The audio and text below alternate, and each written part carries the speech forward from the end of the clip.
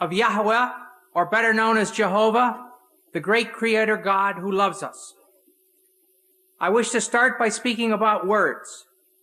Tonight we are going to speak about the words of the Bible and the words of the Koran.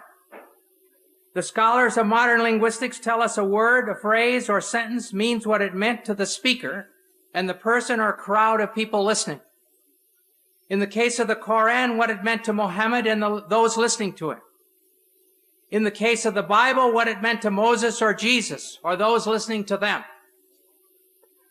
To check this, we have the context of all the usages in the Bible or the Koran.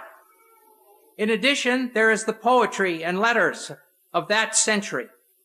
For the Gospel, the 1st century A.D. For the Koran, the 1st century of the Hijrah.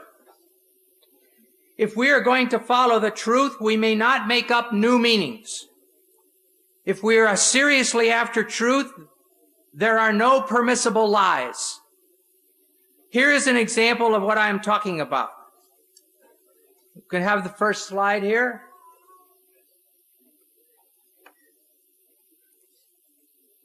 This is talking about 2 dictionaries that I have in my home, one from 1951 and 1991.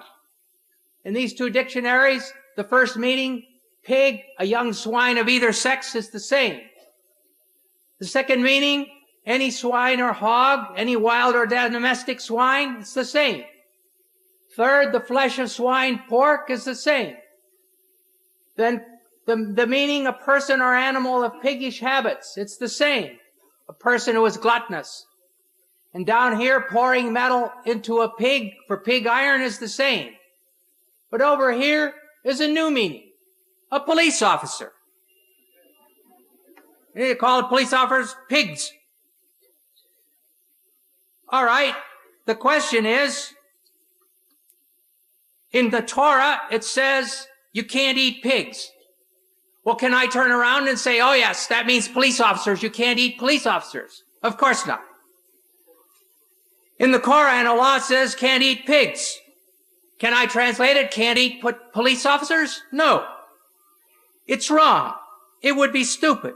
It would be lying, actually. Muhammad did not mean police officers. Moses did not mean police officers. We may not have any new meanings. We must use the meanings known in the 1st century A.D. for the Bible, or that is for the Gospel, and the 1st century of the Hijrah for the Koran. Now let us look at what the Koran says about embryology. Oh, sorry, got the wrong thing.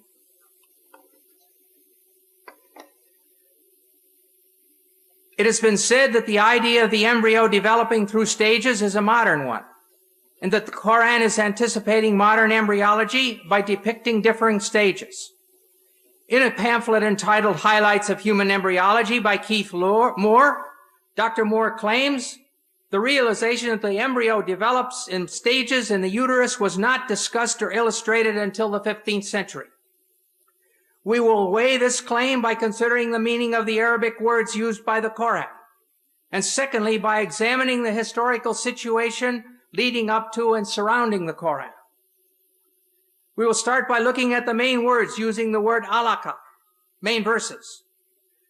The Arabic word alaka in the singular, or alaq as the collective plural, is used 6 times. In the Surah of the Resurrection, Al-Qiyamah, 75, 35 to 39, we read, was he man, not a drop of sperm ejaculated? Then he became alaka, and God shaped and formed and made of him a pair, the male and the female. In the Surah of the Believer, Al-Mu'min, 40:67, it says, he it is who created you from dust, then from a sperm drop, then from a leech-like clot, alaka, then brings you forth as a child, that perhaps you may understand.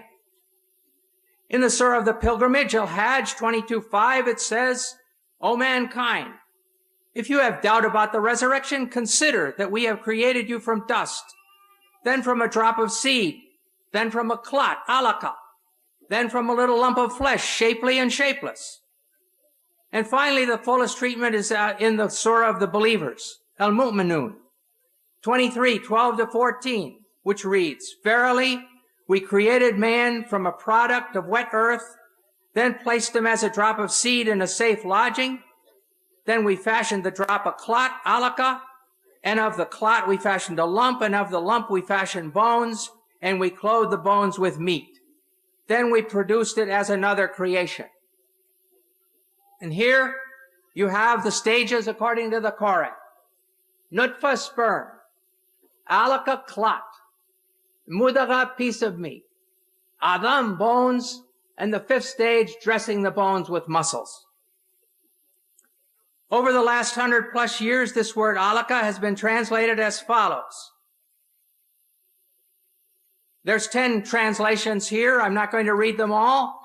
3 are in French, where it says un gomo de sang, or a clot of blood.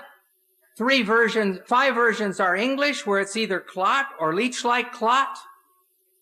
1 version is in Indonesian, at the bottom there, sigampal dara, lump of or clot of blood. And the last one is Farsi, khun basta, a clot of blood. As every reader who has studied human reproduction will realize, there is no stage as a clot during the formation of a fetus. So this is a very major scientific problem. In the dictionaries of Wer and Abdanur, the only meanings given for alaka in this feminine singular are clot and leech. And in North Africa, both of these meanings are still used. Many patients have come to me to ask for a clot to be removed from their throat. And many women have come to me and told me their period didn't come. When I say, I'm sorry, I can't give you medicine to bring your period because I believe that's a baby, they would say, Mazel dim, it's still blood. So they were understanding these ideas of the Quran. Lastly, we must consider the first verses which came to Muhammad in Mecca. These are found in the 96th surah called alaq, clots, from the very word that we're studying. In 96:1-2 we read, proclaim, in the name of your Lord who created man from alaq. Here the word is in the collective plural. This form of the word can have other meanings because alaq is also the derived verbal noun of the verb alika. The verbal noun usually corresponds to the gerund in English, as in the sentence, swimming is fun. Therefore, we could expect it to mean hanging or clinging or adhering. But the 10 translators listed above have all used clot or congealed blood in this verse too. In spite of the number and qualifications of these translators who use the word clot, the French Dr. Maurice Bucaille has sharp words for them. He writes, what is more likely to mislead the inquiring reader is once again the problem of vocabulary. The majority of translations describe, for example, man's formation from a blood clot.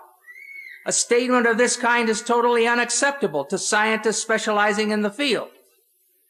This shows how great the importance of an association between linguistic and scientific knowledge is when it comes to grasping the meaning of Quranic statements on reproduction.